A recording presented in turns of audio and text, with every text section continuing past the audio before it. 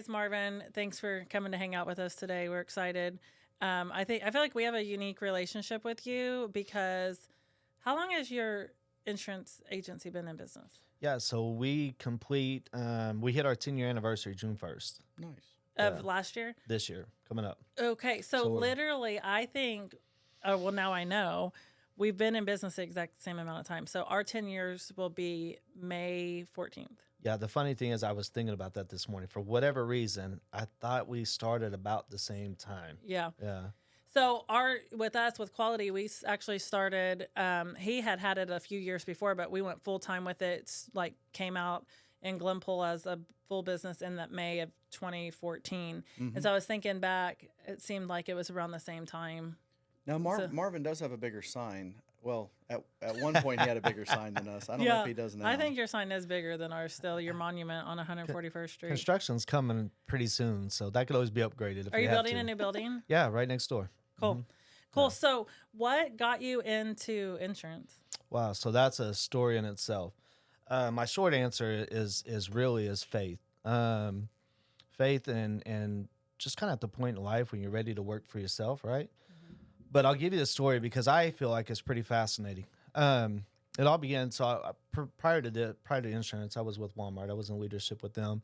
I went down to Dallas and opened up some stores. Was doing extremely well, and a whole sequence of events started happening. I opened a brand new store in downtown Dallas. My reward of doing well was like, you're really good, so we're going to give you a very inexperienced staff. Nobody had experience, zero.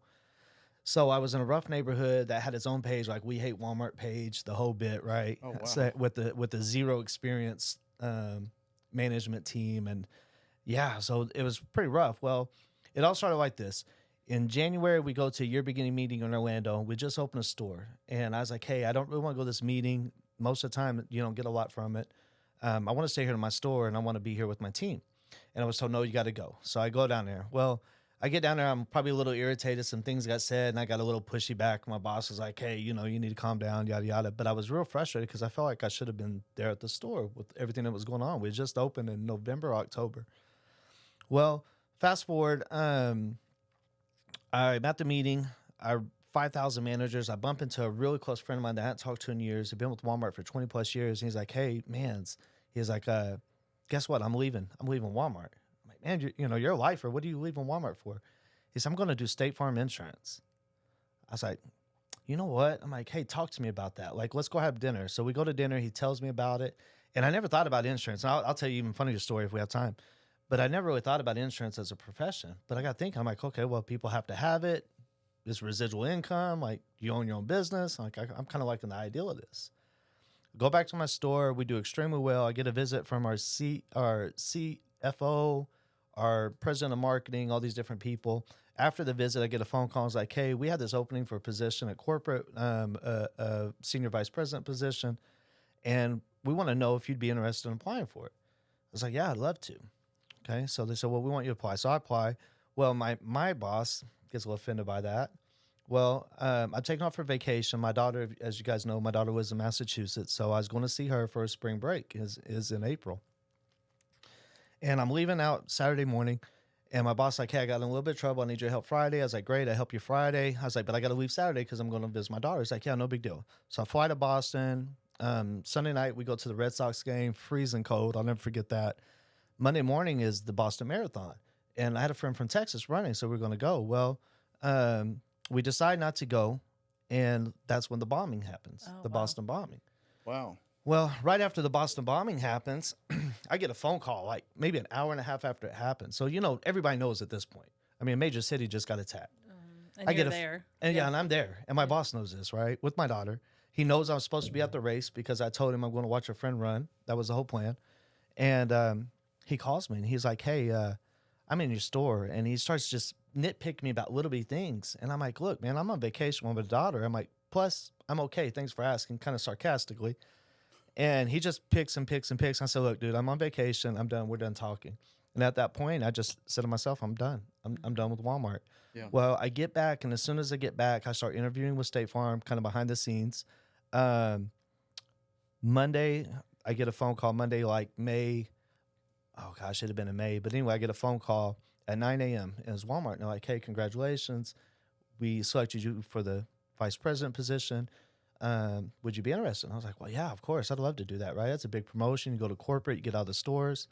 And about 3 o'clock, I get a phone call from State Farm. They're like, hey, we selected you to be an agent. Would you like to be an agent? I'm like, holy moly, crap. all on the same day within hours.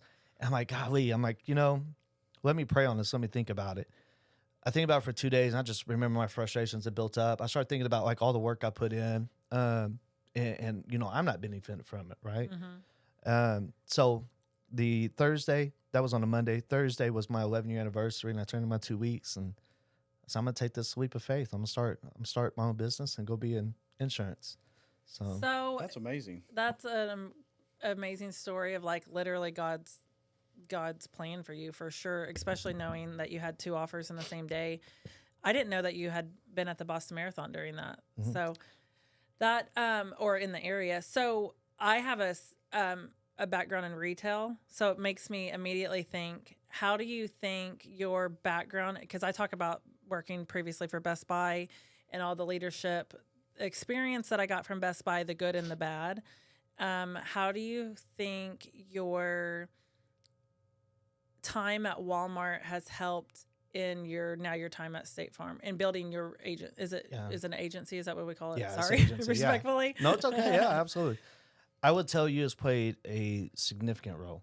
And I can tell you a lot of things, but I'll tell you probably the biggest things. Number one is back when when I felt like Walmart was, we're from Oklahoma, right? Walmart was everything before Amazon and all those things. They were real big on store the community. They wanted to be a focal point in the community. I built my agency off that. Mm-hmm. I'd learned that for 11 years. And I believe in that. Like, I want to be a part of my community. Mm-hmm. I want to be involved. I want to not only be involved, I want to be considered a significant piece of that. And I know you guys do as well. Mm-hmm. I get a lot of motivation from what y'all do, right? But it came from that of just, hey, Mr. Sam had told him, like, be a part of your community because your community will support you, right? Mm-hmm. So that was my biggest thing. The next thing is just the skills you learn from it. I talk to agents. It's funny because I talk to agents significantly, weekly, daily, all over the U.S. about the success we're having, different things that we do.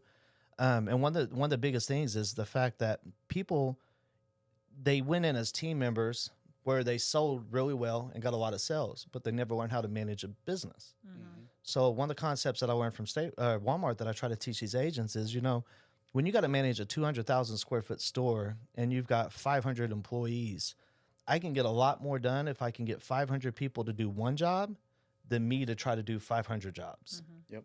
So that is something that's always stuck with me. And if you go to my office now, a lot of people's like, hey, Marvin, you're never in office. Well, one, I'm not in office because I fill up every seat with employees. When you call my office, I want somebody answering the phone and taking care of you.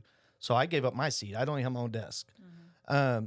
Number two, I don't have to be because I've got people that are trained and empowered and they care and they're passionate, and I let them take care of business, right? Right. And it gives me the ability to work on my business, not necessarily inside my business at all times. So those are things that I took from Walmart. There's a lot of skills that went into it, but those were the two probably primary attributes I would say that I took from my time with Walmart. I remember like your early years, our early years, especially now, like thinking about that we had started our businesses at the exact same time, I remember we were really always, I don't know that we were intentionally, but we kind of always played off of each other. Like we joined forces on certain things. And I remember too, because you're from Mulgee and I'm from Glenpool, and I knew how much you were doing down in Mulgee, and I kept saying, we want to do that much here in Glenpool too, but like you had a specific mission for your people of Mulgee, because you were from there and you wanted to help build up that city, and not just your business was in Glenpool, but you were focused on that. And so we kind of made that play too, but for Glenpool and the surrounding. But when you give back to your hometown, it's a different type of rewarding feeling. Like, how do you feel? How can you talk about that for Mulgee? Like what you've done for Mulgee and doing your give backs there. What is that done for your business, but for you personally, relationship wise? Yeah.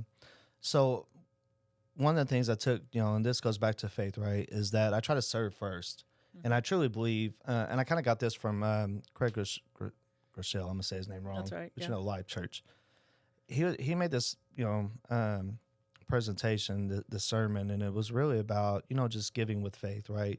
Give over abundantly, give as much as you can, trusting that, you'll be taken care of. And that was just me. Like when I got into this, that was my big plan. I wanted to get to Okmulgee. I want to be able to help my community because it's struggling. I mean, to this day, and it has for years and years. So I've always taken the stance that I want to serve and I want to give. And doing that, yes, you get rewarded. I've got customers that straight up call me and is like, hey, I want to do business with you. Like, I don't care the price. I see what you do for the community and I want to do business with you. And I am that way, like with you guys. I don't call you and ask you the price. I want to do business with you because you guys are doing it the right way, right? So Well, we also have on our wall serve people, and that's one of me and Cassie's core values too, which I know it is yours too, Marvin.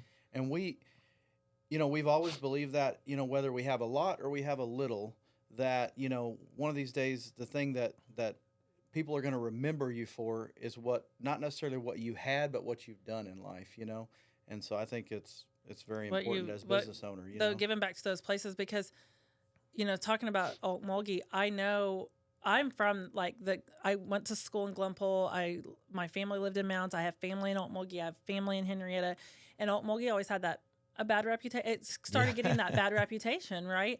And even in our business now, there are a lot of companies that don't service Okmulgee or past that are like ours. And so when we started doing business in Okmulgee, we were getting feedback of thank you for bringing a company like yours down here, because no one else would come down here, and we had to deal with this person or that person or someone, and they didn't show up. And we can't cancel out a whole city because of things that we heard.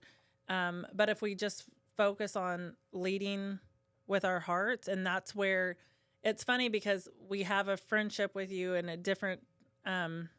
we have a business relationship and we have a personal relationship with you, but how similar that we are, I guess our principles have just always been the same. Our mission, the foundation of our business. There's been times for us specifically through our 10 years and are we even going to make it? Is there any money? That's the truth. Is there any this? And we've just had to rely on God and trust. Well, just trust God. And every time, when I've been real frustrated or real is this even going to work out? Oscar's always reminded me God has not brought us this far to just drop us off here, And so we just keep doing what we're doing and keep pouring back in with our hearts and watching the community, like you said, give back to us. Yeah, I love that. Because that's why I think for me, I always wanted to partner with you guys in a variety of ways, personal, business, et cetera, because your heart's in the right spot, right? And that's where it begins. You think about Jesus, right? Nobody talks about how wealthy he was. What they talk about thousands of years later is what he did. And if we're going to be the hands and feet of him, if we're going to go out there and live the way we're supposed to live, we're going to be remembered off our actions and what we do, not how much money we made. Yep. So for me, that's, when I look at my town, Okmulgee, which that's my heart first and foremost, because that's what made me, right? I grew up very poor. I mean, 3 T-shirts to get me through the week type poor. When you grow up that way, and I start to have success, I want to show other people you can do that, because that's one of the things. Okmulgee is its worst enemy because it believes it can't succeed, but yet so many successful people have come from it. Unfortunately, we all leave and we don't come back, and that's what's really hurt. So I have the opportunity to be blessed enough that I'm within driving distance, a minute's away, that I can still be a part of the community. So that's always been a priority for me for that purpose, is let them know, you can be successful. You can achieve even in Okmulgee. You just got to be willing to do it. Well, I feel like that sometimes with Glenpool too. Glenpool can be its own worst enemy in times, yes. And especially because Glenpool grew so fast. I was just telling Oscar the other day, I was like, listen, we were talking about the day Dollar General was built. It's so funny. I was walking home from school to a friend's house when Dollar General was built, and he was like, "What?" And Dollar General was before or after Walmart, and I was like, "Dollar General was way before." When I was in high school, we didn't have Walmart. We didn't have any of those things over there. We didn't have. We had Dollar General, which came when I was in high school or middle school, we had a grocery store and we had a few restaurants. And then Glenpool just went boom and grew. And then so much changed in that we lost, like, we love our school. We love everything that's in the school, but there was so much that had changed throughout those years that sometimes we have been our own worst enemy. Yeah. Through the growth. And then, watching, people that are like, I can't wait to get out of this town. And then they come back, and that's rewarding to watch happen too, because I've tried to just stay so loyal to Glenpool, even when it wasn't always loyal to me through my youth and things like that. Right. Or whatever.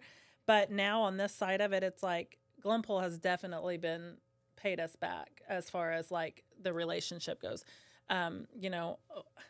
I get a little chatty on the Facebook. Did anyone know that? You. Did Not anyone you. know that? I get passionate for our team. You get passionate for your team. We can relate in that. Absolutely.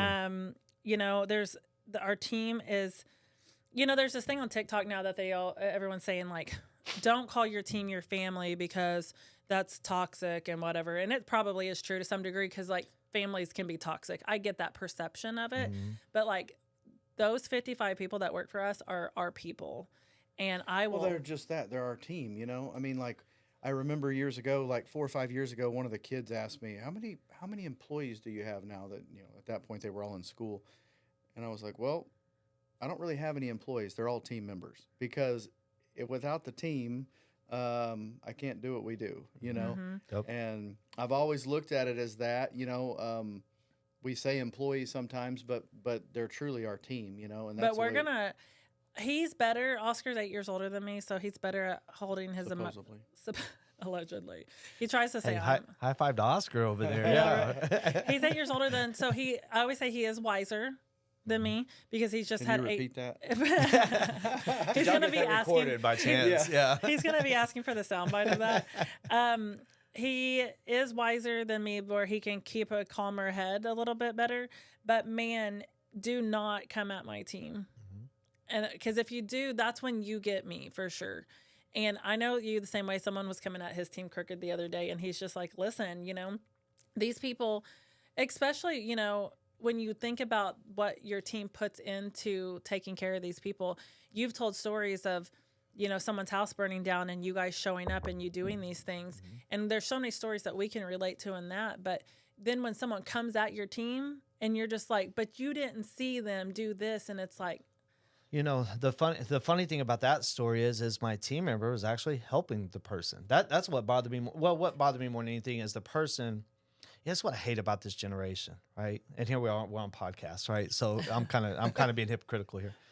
I hate about it is the fact that the person went on Facebook, went on social media, and was like, "Hey, I can never get a hold of Marvin. Where's he at?" And I'm like, "Well, number one, you use Facebook, so you can DM me, right? Like you could have just done that. Let's start there, right? But number two, you could have just told my office, like, hey, I need to schedule an appointment with Marvin. Or 3, like, hey, have Marvin call me. Like, there's so many options of how to get in touch with me just because I wasn't in the office at that moment that you wanted to talk, number one, right? So that's what kind of got me going. I was like, you can use social media to complain, but you can't use social media to reach out. So were you really wanting to talk to me, or were you really just wanting to be mad? But then what made it worse is that my team member actually told you the correct information and you just didn't like it. Right. You know what I mean? Because so insurance from standpoint, I'm going to bring it, not to get into how sausage is made, but I do want to point this out while we've got an opportunity here. A lot of people don't understand how important your credit plays a role in insurance, right? That is one of the main things that gets checked, not just your claims history, it's your claims and it's credit. You have an insurance score that both of those things, amongst other, but those are your two big impacts to your score that determines your rate. So the lady's coming in and says, like, I want to quote on this house. I want to quote on this house. I want to quote on this house. Well, every time you do, we got to pull your credit reports. Mm-hmm. So my team is like, hey, just a heads up. It's a soft pull, but this could potentially impact you or your loan, and we just want you to make sure you're aware of it. Well, she got mad about that. Mm-hmm. But that's not true. Like, why would we lie to you about that? Why would we like? We are the professionals. How do you know more than we do? Like, I'm not going to just lie to you about it. She's like, well, y'all just didn't want to do the quote. We get paid by doing sales. Why would we not do the quote? Right. So my mind, I just get, I'm like you. I get bothered by it. I'm like, sometimes we think we're smarter than we really are, right? Just trust the experts. You know what I Trust mean? the process. Yeah, that happens in our industry Yeah. so often because of handymen or my brother's uncle's cousin's friend does HVAC, Yeah. electric, or plumbing, or, insert whatever. And it's like our price is our price because of our experience, but also our liability. Like if we flood your house, we have insurance, thank God. Yeah. Right. If we, something happens and our guy falls through your ceiling, because that happens because they're in attics, we have insurance, we have the liability there, but a lot of these people don't. And then people, it's like, I can't believe the price was that, or I can't believe this, or I can't believe they said this. And my uncle said that it wasn't that. And it's like, trust the expert, like you called us to do that. And then what you're asking us to do is could be pretty detrimental if we don't do it right. Yep. Like if you don't, and I'm sure you've seen that. Oh, imagine flooding an upstairs and it leaks down through the walls and, I can't the imagine damage. that. We've never done that before. I've never thought anything like that could happen. I could never. So here's a funny thing on that topic is yesterday I'm talking to a customer who switched to us because their insurance company went bankrupt. Wow. Well, you guys are $500 more than they were. Well, yeah, they're bankrupt. They weren't charging enough money. Like, Ding, ding, ding. Yeah, here's your sign. Is that how You that goes? figured it Right? out. Yep. Man, You figured out the ticket. it's like nobody's trying to rob you. It's just the reality of it. You know what I mean? Things cost money. Things cost, and costs have gone up. They've accelerated. We've never in our lifespan, because I'm 45. You guys are pretty close to my age, right? Cassie is, yeah. Well, we never faced inflation at such a rapid pace that I can remember. I mean, maybe in the 80s or late 70s, but I was so young I didn't know. But in our adult, we never faced that. So everybody's learning this right now of like, did prices really go up? You guys are just making all this money. You're this. Yet I know 3 insurance companies that went bankrupt. Not everybody's trying to get rich off one sale. It's the same thing with us. Like people have this. Okay, so talking in HVAC terms specifically, we had a quote for a guy, and it was going to be like a $16,000, and it's new equipment, and it was you can definitely get your HVAC system replaced for cheaper than that, but it was a nicer piece of equipment, a higher efficiency, those types of things. And he's like, 22 years ago, I had this same unit. Well, no, you didn't, because this technology didn't exist then. Delivered and put right here for $3,500, and I'm like, okay. How much was gasoline? I was going to say 86 cents or something like How that. much was a gallon of milk? How much was bread? Oh, wait, our minimum wage hasn't changed, but no one can live off of that. So what, we don't have people. I used to have to be really careful with this, because one time I said this story. I said, no one in our company makes less than, at that point, $15 an hour. And one of our kids, who was like a part-time helper, he raised his hand and he was like, I make $8 an hour. I make $8 an hour. And we're like, except for him, because we made him, all of our kids, if they started to work for us, we made them start at minimum wage and then work. It didn't matter what the pay scale was. You had to start with the pound pay rate first, and get it figured out. And, but now, no one in our company makes less than $18 an hour, like any position. And so, but all of that comes with a cost, and it's just wild to me, the perception of cost, Yep. It is. It's like my team. Nobody, I'd have to go look at my W-2s. So put an asterisk by this, but I'm very confident nobody made less than 60 last year. Well, okay, I got to pay for that. That comes out of my pocket. State Farm don't pay for that. That comes out of Marvin Manns' payroll, right? That's my money that I'm paying, $400,000 in payroll, right? And, people are like, well, why my rates? Why is this? Why that? Well, no one, I don't control your rates, but based off your rates, it gives me a certain amount of income that I can pay my people. And I want to pay them well, because when you call and they're giving you advice, I want them to give you good advice. Yeah. I don't want to get somebody for $750 and I got to pay for them an to hour. go to trainings, and I got to host that. And then when they're at the training, I got to pay for them to be at the training. And then, Absolutely. all of and those I got to things. pay for them to sit on the phone to figure out why you hadn't paid your bills for 2 months and you're backed up and your bill's higher because you didn't pay the previous 2 months, right? And I got to pay them to do all that, when really you didn't pay your bill for 2 months. That's the problem, right? So, I think one thing that I love about you and your social media presence too is continually talking about the education piece of it, like educating your customer. That's what I've always used my platform for through my social media, is to try to just educate about your home, but you have to educate. So 10 years ago, I was not a great customer for you or probably anybody. And I actually remember specifically getting into a fight with Marvin Manns on the phone, and I was in Target. And I think that was probably like 8 years ago. Do you even remember what I'm talking about? Oh, yeah. It was a leak upstairs in the bathroom. Yeah. And I was like, I well, remember. what do you mean? And I was like so frustrated, right? But I didn't get it. I didn't understand. And so I'm in Target and I'm just like, everything that I thought I knew about insurance was wrong. You were our provider or insurance, whatever. But I didn't understand. Now, this many years later, I've seen a few things and I've learned a few things, right?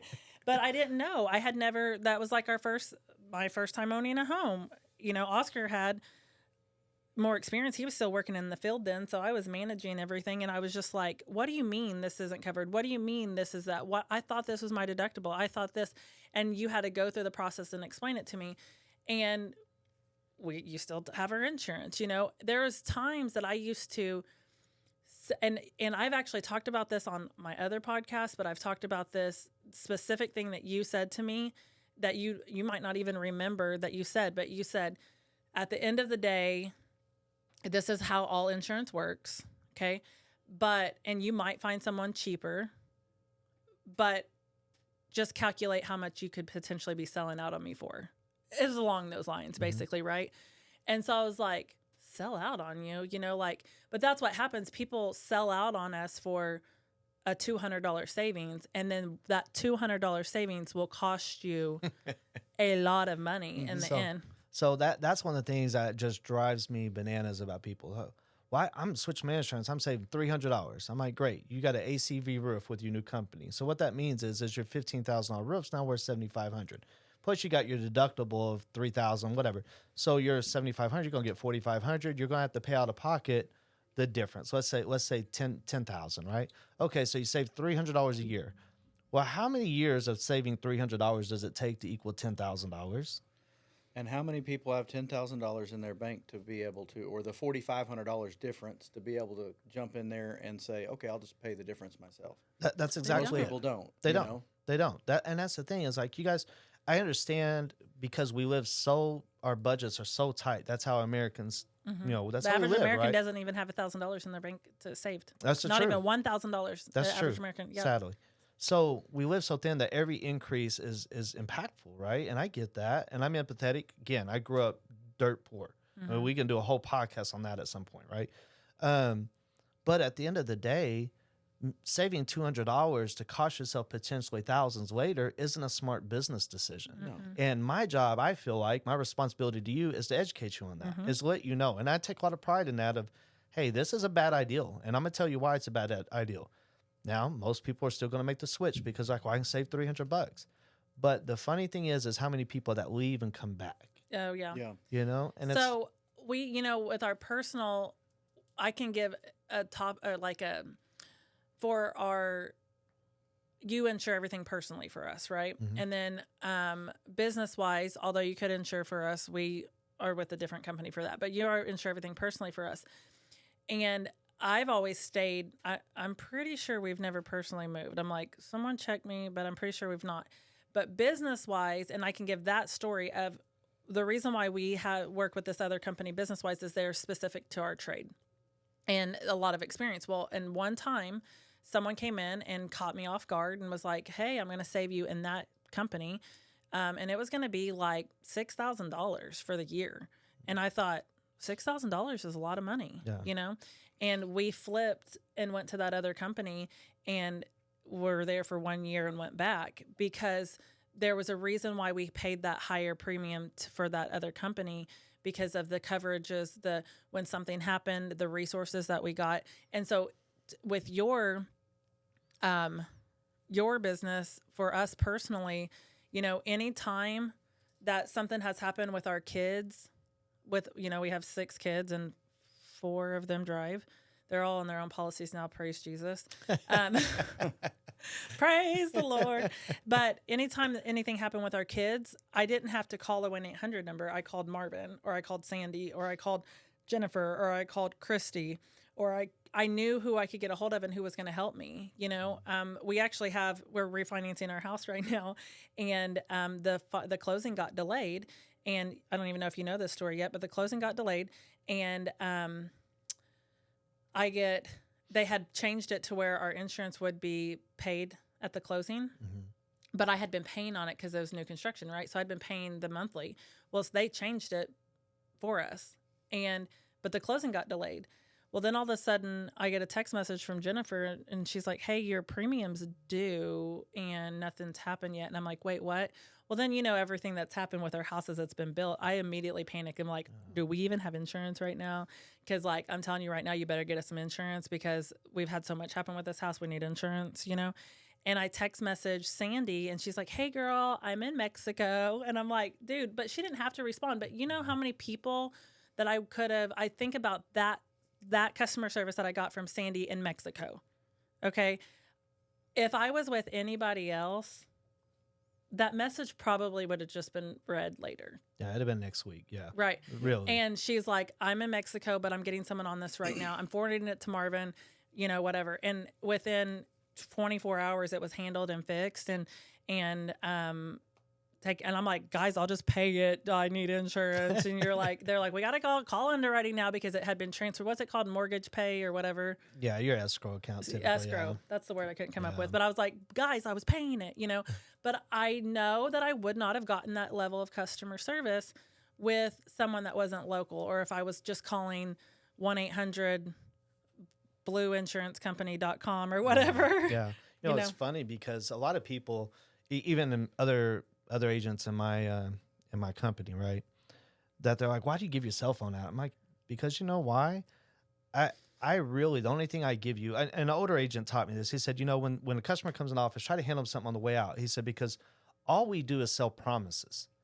And when when somebody gives you a lot of money and they walk out with nothing in their hand, they feel like they didn't get anything, right? Because we're just selling promises. Like, hand them something, right? A little trinket, a little something. So they feel like they got something. I'm like, okay, that makes sense. Well, I give my cell phone to everybody. I mean, it's out, and that's one of the things I got frustrated with this customer too. I'm like, "Dude, my cell phone is all over Facebook. It's on the Jeep. It's on the Jeep, yeah. Like, it's everywhere, right? There's no way you cannot get a hold of me." But I do that because when you text me or you call me Friday night, Saturday night, Sunday, because claims don't happen Monday through Friday, 8 to 5. They happen most of the time. It's evenings. Most of the time, it's weekends. Mm-hmm. Most car wrecks are after dark and so forth. So when that happens, I want you to be able to reach me. Mm-hmm. And Sandy and my entire team's this way. You send her a text. She's literally in Mexico on her vacation for her birthday. Her and her friends. It's a girls' trip. One of her close friends, her mom, etc. They're down there in Mexico, and I'm so proud of her because she responded. She's like, "Mm-hmm. We'll get it taken care of." And next thing I know, me and Jennifer is getting a text, looking at this, what's going on. I called Jennifer. She's like, "I've already talked to Cassie. We're good." Yeah. And I'm like, it was like, bam, done. That's what we pay for. You know what I mean? Because you're right.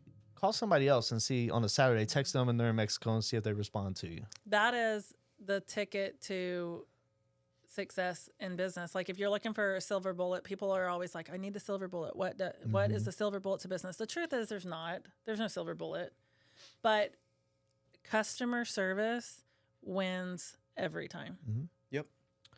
Customer service wins every time.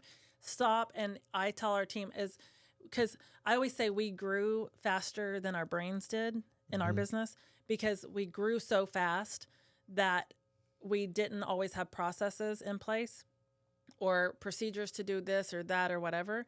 But what we still knew how to do was provide customer service. And so I always say that no matter what, if you don't know what to do, give them good customer service. Tell them we'll be on the, hang on, let me get into contact with so-and-so, let's do this or that or whatever, and we're going to get back to you.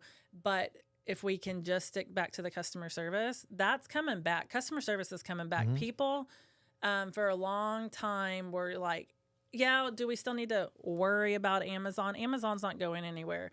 These places are not going anywhere." But customer service is still expected. And especially on these big purchases, these big commitments that you have to make. And it's not all going to be done through, the hype right now with a lot of things is AI, and AI is cool. And I see a really cool spot for it in life, but there's still always going to be a need in no matter what business you have to still have those relationships with people. Yeah. because it's like you saw in the commercial or whatever, where the lady's like, "How do I know you're not a robot?" And she said, "How do I know I'm not a robot?" The truth is that it's no matter how much AI and all the stuff like that comes along, and it will, and people will use it, there are still times that people want to talk to a real person. And they want to know that you and AI can be empathetic, but not like us. No, they can't. It's AI is going to get smarter and smarter and smarter, but it's not going to be replicated. Yeah. We're not going to be replicated. You talked about the silver bullet, and I would tell you that is. I mean, at the end of the day, what did we talk about in the very beginning? I do it. It's on your wall. Serve people, right? That's what we build our business on. If you do that, everything else will take place, right? Yep. That customer service is so vital. You asked me about Walmart. What did I take from it? That was one. I don't know if you guys remember this, but I'm sure you do, right? Back in the day, that was always thing. Like, you could go buy something. You could have a TV for a year and it go out, take it back. Walmart would take it back. They wouldn't even ask no questions, just refund it, right? But that's what did that a long time ago with tennis shoes and stuff like that. Back in the day when I was a kid, you'd have people coming in with half a bag of diapers. Hey, these diapers didn't work. Let's return it, right? You're like, okay, refund it. And from a business standpoint, you look at that and go, look how much money we're losing in refunds. But what you're overlooking in doing that is they keep coming back to me because I take care of them, because they don't have to hassle, they don't have to fight. So I think that's a big thing, is that customer service will never be outdated. No. And I honestly think technology will push it to a bigger priority, because it's going to be fun and cool dealing with AI and all this stuff and little cartoons and all these things. But at some point, you're going to get tired of it. And you're like, you know what? God bless you, call it 1-800 number. And I just want to talk to somebody. Yeah. I don't want to go through all this, right? Mm-hmm. That's our first version of AI. And from a standpoint of, you go through all this, you want to talk to this, press 1. You press 1. You want to talk to this, press 2. I'm like, I just want to talk to somebody. Yeah. So I think it's going to force us back to that, right? Customer service will never get old. Well, and I think about like the Disney experience. Like Disney, I talk a lot about Disney. There's a lot of leadership you can learn from Disney. And we went to an event once where we listened to the keynote speaker was from Disney.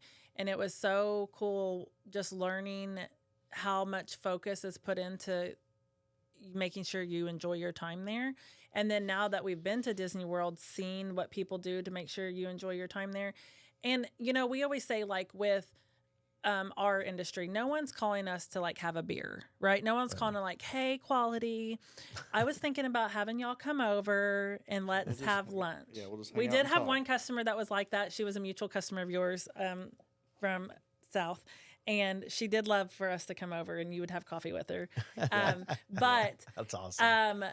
Most are not doing that, right? No one's calling you and of like, hey, Marvin, Sandy, Jennifer, whoever, Christy. I'm going to make sure I plug them all. Stephanie. Okay.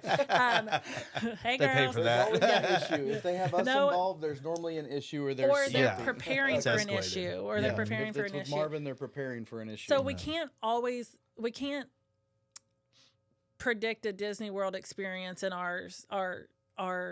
we can predict a Disney World experience of what happens when we get there, but no one's actually coming to just have fun, right? Yeah. But we can still provide that type of service if we're intentional about it. If we're like truly intentional of when tragedy strikes and you need us, we helped you, and what it looks like when we show up is what you're going to be remembered, what you remember. That's just such a huge thing for our businesses. So I had another question for you. I know one thing, and I need to be better at this. We have life insurance, for the record. My kids, I'm like, we have life insurance. Okay, I always tell my kids, like, we have life insurance, but just so we're clear. So what if I told you you don't? What if I told you what if I told you you had death insurance? Yeah, we probably do. This is where you're going to go. But real quick. Yeah, don't get me started on this. My kids are always like, so your life insurance or whatever. I'm like, what are you plotting? FYI, so we're clear. You were so locked up. Our trust, like our kids would never see anything. If something were to happen to us until at least 35, because we're like, we need you to get through at least your first divorce. Mm-hmm. And listen, I love it. You're right, though. I love it. You're right. Your crazy years and all of that. Figure out what you're doing. You need to be able. Before you go on that, let me tell you real quick. So, a comedian. Oh, what's the white guy's name? He's a comedian. He's real. He's funny as can be. I can't think of his name. Anyway, he was talking about, they're like, well, what would, because he just went through a divorce, right? And they're like, well, what advice would you give, blah, blah, blah. He's like, I tell my daughter, don't get married until the men are at least 30. Let us get through all the wild stuff, Yeah. right? So anyway, not to get sidetracked, but yeah. Well, real quick, I agree with that because I can tell you without fail, the reason when Oscar and I met, he was 34 and I was 26, and our relationship has always been amazing, and we are great. Our relationship's great. We don't fight. The kids say, well, she just wins, but he's wiser. He's wiser. He knows what he's not gonna like. He's like, whatever, lady. I compromise sometimes. Yeah, he compromises well, but it's because he was over 30. I'm telling you, he had already figured out a whole bunch of things, and I was still in my 20s, but I was just always older than I felt, or that I felt older than I was. But anyways, I believe in that over 30. I'll tell you, this has gone completely sideways, and I love it. I'm just telling you, I absolutely love it. I'll be honest, I played baseball through college, right? So I was real good, all this accolades, all these things. We're not going to talk about that. But it brings you a lot of awareness, right? So, I had really beautiful girlfriends, and sometimes I had more than one than I shouldn't have had or whatever, right? I've been married, been divorced. And here I am now, I'm 45, and my ex-wife is still a very close friend of mine. And it's from maturation. You look back and go, you know what? It wasn't anything that she did or I did per se. It's just I was young and immature and dumb, right? And I still fully support her and everything that she does and wish her the best, right?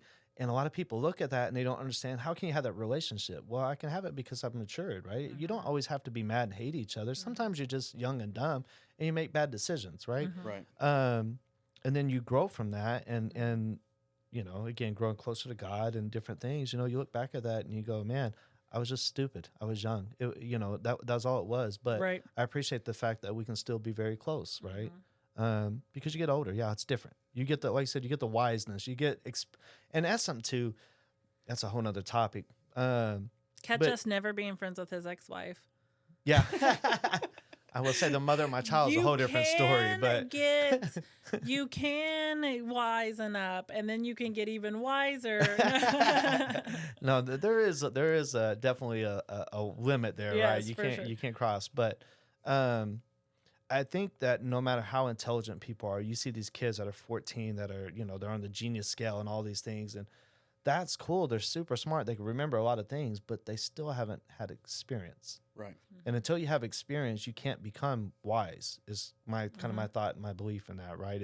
You just don't know what you don't know. Right. Until you go through it and you go, oh, man, right? Because I know I've been real headstrong and some opinions on some topics, like you were talking about earlier with you, right?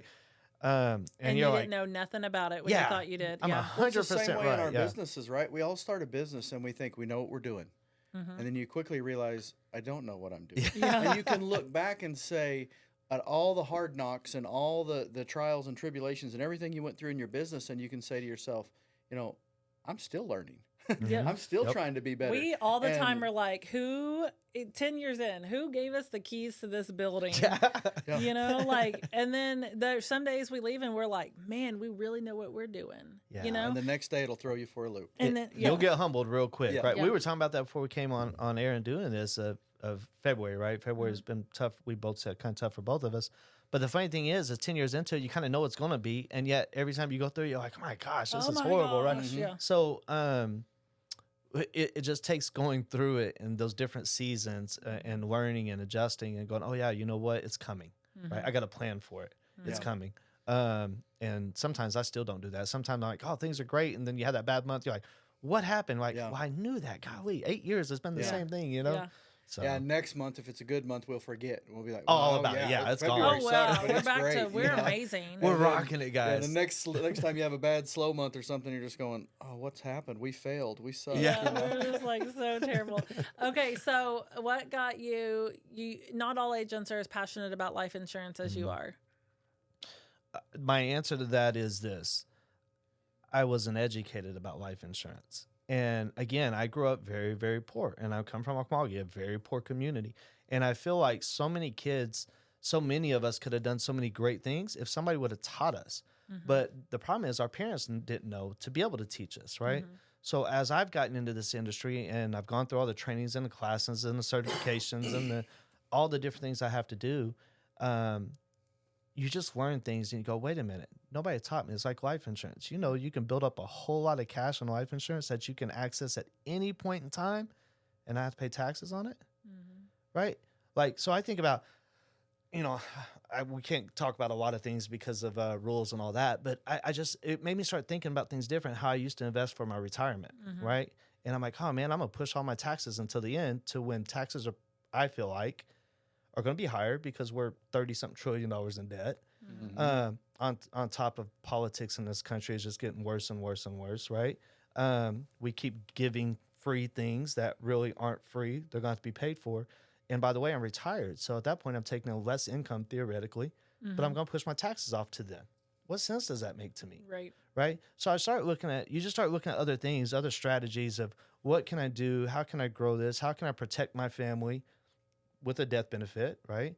While also protecting and providing for myself with cash value. So as I learned these things and I learned how to utilize them, I got passionate about it because I was like, dude, I can help people because nobody even knows about this. Like, not where I come from.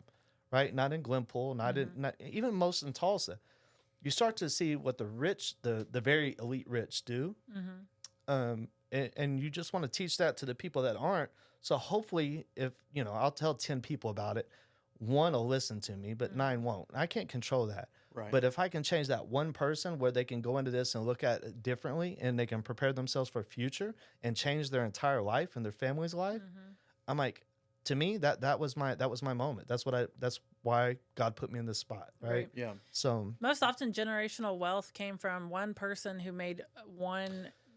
Oh, you're getting into my realm now, girl. Whew. One gamble or one sacrifice. One sacrifice, exactly, of like. So what if? Let me tell you about me. All right, I go to college, 12 hours away. I play baseball, but while I play baseball, I'm also a straight A student. Which I wasn't even in high school, but I finally got serious about my grades because I knew I was like, okay, baseball's not going to last forever, right? So I get my grades. I'm a straight A student. I'm a student ambassador for the university, and I'm working at Walmart part-time, right? Because I'm trying to build my career for after baseball. So my schedule started at 5:30 weights, 7 classes. You get done at 1, 2 o'clock. You grab lunch real quick. You head to the ballpark. The ballpark, you go 2 to 5-ish, depending.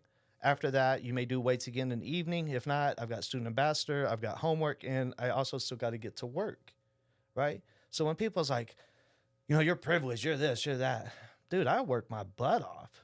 When I got from done with school and college, I got promoted. I had to go to Ada, Oklahoma. I had to go to Massachusetts. I had to go to Kansas, Louisiana. I went all these different places. I missed my uncle dying. I missed my grandfather dying. I missed all these family events. I watched my brother grow up because we're 8 years apart. I leave to go to school and he's a young kid. I come back. He's a grown man making bad decisions, right?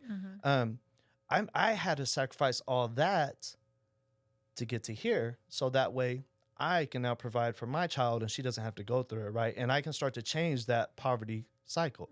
I know this has nothing to do with insurance, right? It's still the story. That's the whole goal here is we're talking about insurance, but we're talking about you. We're talking about growth. We're talking about life. We're talking about the story. And that's what I love because that's what it should be, right? Is again, it's all about educating people and understanding that, I didn't luck into anything. I worked my tail off for this. And I had to make a lot of sacrifices. You guys had to make a lot of sacrifices. You had to take a lot of risks. What did we say earlier about, like, there's a lot of times when I didn't know if the bills were going to get paid. My very first, depending on performance, all this stuff, you get these bonuses, right? My very first bonus, if that would have came 1 check later, I'd have been bankrupt. That's the honest God truth. I didn't have money to pay payroll. I was like, literally, March 15 gets here. This is going to help me pay payroll and pay a little bit of debt because if this was April 1st, I'd have been in trouble. It'd have been me sitting at a desk and nobody else because I didn't have any more money. Right. And nobody sees that part of it. You know what I mean? There's so many like, oh, I wish we could do that. Oh, you guys are so lucky. Oh, look what this. And it's like, oh my gosh, you have no clue the nights that we have stayed up praying, the nights that we know, like our house has been on the line. Our everything is leveraged, right? Was, right? And so like we have everything to lose, right? And so it wasn't just like this oh, we just got rich quick. I wish that was what was happening. I wish that all the time I'm like, what does rich even mean? You know, or what? It just blows my mind, the perception of what people think they know of what we do because they see that something has grown. And it's weird to me too, how Walmart is allowed to grow and open more stores. Target is allowed to grow. Chick-fil-A is allowed to grow. And these are the prices. But when it's someone that you know in your backyard who's now producing business, are we producing Walmart business? No, right? Are we producing multi-million-dollar businesses? Yeah. Mm-hmm. And we don't get credit from our peers locally because we're just someone you know. And you just can't imagine that we would know how to do this, you know? It's kind of defeating sometimes of like, whew, you get off on a tangent on it. I tell people sometimes too, they'll get at me because again, I don't work in my office at all times. I tell people if I'm in office, I'm losing money because how do I get new customers? Right. I got to go out and meet people and talk to people and be a part of, how can I be a part of the community if I'm not in the community? Right. Right. So, and I'll get customers that, you know, my insurance guy is always gone. He's always golfing. I'm like, I haven't picked up a golf club in 2 years as much as I love to golf. I don't have time. Mm-hmm. So I said, but do you complain when Mr. McMillan isn't your cashier at Walmart? Because he's the CEO of Walmart, and I've yet to see him cashier. Now, he started out in Tulsa, Oklahoma, ironically, as like he was pushing carts. That's where he started. But I'm like, why don't you get upset because he's not cashiering for you, but you get upset because I'm not sitting at a desk, right? Mm-hmm. When me sitting at a desk doesn't help you. Yeah. You know what I mean? Yeah, it doesn't. We're constantly, right before we came here today, we were in a meeting with a distributor who we buy our equipment from, negotiating better rates, you know, to be able to buy our equipment at a lower rate, to be able to pass that on. There's always something happening behind the scenes to make the ship keep moving. Yeah. And but that's why we've been able to grow. So we can't be everywhere all the time. If you absolutely need, in our business, absolutely need to speak to Oscar and I, it's going to take a little bit of effort normally because we have 11 managers that work for us. They're going to talk to you first, listen, right? If I pay somebody $60,000 and I have to take a payment or I have to write a quote, why am I paying that person $60,000? Right? If it gets to me at that point. Now, sometimes it's like, yes, because we are still local. We absolutely, we advertise that. Absolutely. If you need to speak just for the reassurance, okay, fine. But I want my managers to try to talk to you first. Because that's what they get paid to do. That's what they're doing. That's how they, and it's funny because one time I heard someone say, one of our managers say, they asked to talk to Cassie or Oscar, and I said, it doesn't really work that way. And I was like, well, if they really, and she's like, no, if she wants to really talk to you, she can talk to you. But I want to be able to try to fix this first because that's how passionate I am about what we do. And it's like, let those people do that. Yeah. It's funny because I really teeter on that because my girls will handle everything. My ladies, well, I said girls, my ladies, they'll handle everything. And sometimes some of that I do want to. A customer's upset, I want to talk to them too because I want them to know that I am there for them, right? Right. But they're so, to them, that's their customers, and they want to take on that role. And I want them to be empowered to do that as well. Now, if it needs to escalate, they'll come to me. Or if it's a bigger, like life insurance, and it's a bigger case or whatever the case, I mean, you're going to have a complicated life structure or bigger death benefits, things that you have needs. Like, I want to be involved in that. If it's a money conversation, I'm involved in that part of it. But, my team, they handle everything, and I pay them for that. Yeah. And they want to, that's letting them grow. Yeah.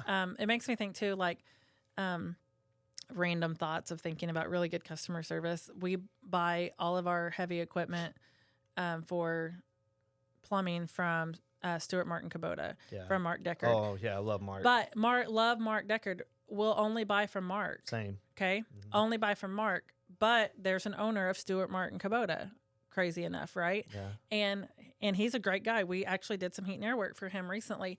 But if he were at one point to have walked into the building, we wouldn't have known who he was. But every time we bought something from them, he calls, and if we don't talk to him, there's a voicemail that's like, "Hey, Oscar, man, I forget his name. Joey.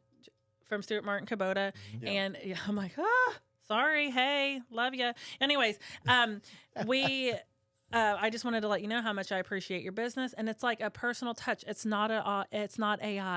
It's not it's just a personal touch of, hey, I appreciate you. I know Mark took care of you. I trust that Mark took care of you. I know you're going to keep working with Mark, but I'm here if you need me. And that's the same type of things that we're trying to do. But I trust Mark, and that's just that added touch. That's what I love about successful business owners like you guys, and I'm trying to be the same, right? Is that we learn from other people, right? I gave a whole presentation one time over. They were like with Walmart, they're like, why should we choose you in this interview? I'm like, and I'm like, because I steal, and everybody's got quiet, and I'm like, I steal great ideas. If you got a great idea, I'm gonna take it and I'm gonna use it and I'm gonna implement it. I don't need to rethink the wheel. Yeah, you know what I mean? Right. Mark, you brought up Mark, and I love Mark and Joey because listen, I said, if you guys don't know this story, I've set multiple skid steers on fire. Multiple. I knew one. Yeah, no, it wasn't the only one. Yeah, it I wasn't only the only knew one. about How are So you imagine- insurable? Yeah, so imagine making that phone call, and you know, I'm freaked out. I'm like, okay, I got this piece of equipment that's it's more than my car. What's going to happen? And Mark's like, don't worry about it. You know how calming that is? When I call, and Mark's like, we'll come out tomorrow. We'll pick it up. Don't worry about it. Like, what do you mean don't worry about it? But, you know, how he took care of me, I don't care what he charges me. Yeah. You know, and I get the phone call from Joey. He's like, hey, Marvin, thanks for burning up another one. And we brought you, and you bought a new one, and we appreciate that, Yeah. right? No, he doesn't say that, but Basically, yeah. he should, though. He really should. But he's like, hey, thanks for buying another one. That's the owner of the company calling. And it's funny you brought that up because, it's probably been a couple weeks. So I thought about that. I'm like, you know, how do I replicate that in mine? There's other things I do. And sometimes I'm like, oh, what's Kubota calling for? And then it's him. And I'm like, oh, man, you know what? Thanks. I just appreciate you guys taking care of me. Yeah. And then it just changes my whole mood and tone. I'm like, man, who takes the time to call you when you're the owner of the company? But Joey does. Yeah. You know? That's And good we stuff. implemented something similar a few years ago. Just every install that we do to the homeowner, we call them back with like a happy call. You know, if it's not me or Cassie, but we have a lady that does, and she calls and is just like, how's everything working? Thank you for using us, you know. Did you have any concerns? Because we're going into a house that's everything should be great, but we're still dealing with the house. You know, we're going to cut the sheetrock and for a little spot, and then it might end up bigger. Or we got to repair this, and did it all get translated back? But just having that communication is like, and then hearing, they left it cleaner than they found it, and those are the things that it's like, it is working. You know, like the things are vibing the way it's supposed to, And again, it all ties back to customer service. That's all that is. You know, it's funny. You said that, and what popped in my brain is the little things that add up, right? So Quick Trip, you know, we're local. We're Tulsa. It's a Tulsa company, so everybody loves Quick Trip. But do you know why I love Quick Trip? Because I used to drive from Okmulgee to Tulsa, and that was the only spot to use a bathroom, and it was always clean. Yep. Yeah. I was like, I love this place. Cleanest bathrooms ever. It's the only gas station. I would drive out of my way to find a Quick Trip because I knew if I had to use the restroom, it was clean. Right. I mean, it's just those little things that is. add up. Yeah, and I know that for sure because I drive to Oklahoma City once a month, and they have a Quick Trip now. They just opened their first one. Yep. But always trying to find somewhere to stop in Oklahoma City is rough. Yeah. I heard a secret, though, is they say to stop at hotels. Oh, really? Because there's a restroom in the lobby, and they're always clean. I'm like, oh. Well, anyways, that's a life hack right there. That is a life hack. Don't just go past that. That's a life hack. Think about it. Not like a hotel. There's a restroom in the lobby. Did you use the bathroom at Holiday Inn? right. But makes you smarter too, right? There's a restroom in the lobby. It's clean. And especially, you know, most of the time, you know, the hotel chains you would stay at. So, you know, it's going to be good. Yeah. They don't know you're staying there or not. They're not going to remember. Nope. They don't care either. They're not checking wristbands at the door, right? But anyways, we have had a really good conversation with you. We really appreciate doing business with you. We appreciate your friendship, and I think we could talk for the rest of the day. But this is probably going to end up 2 episodes because we had so many things to talk about. But I know I can say for both of us, we're super proud of all the things you have done in your 10 years of business. We need to have a big 10-year celebration. Let's plan it together. It's on my mind. So let's Glenpool talk. thing. Let's do it. Kaylee, I'm getting Kaylee's back there in the corner. She's our marketing project. Project 10-year quality blowout, and Marvin Manns blowout. But in the park. I'm just like, okay. Anyways, we're going to have to start pondering. But anyways, thank you so much for being on the show with us. And let's see what the next 10 years does for us. Appreciate it, Marvin. Thank you. I appreciate you guys and all that you do. Thank you.